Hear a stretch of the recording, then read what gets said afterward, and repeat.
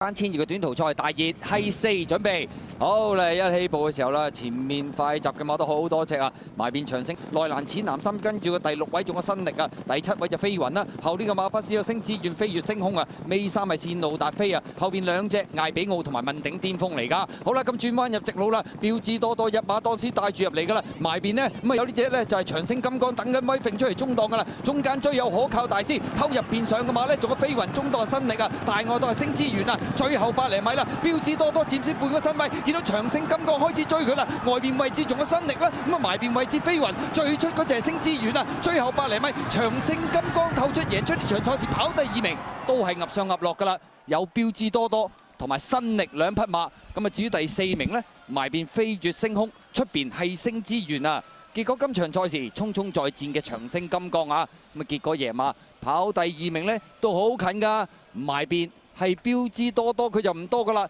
新力就逐步上嚟，鴨上鴨落嘅，跑第4都近㗎。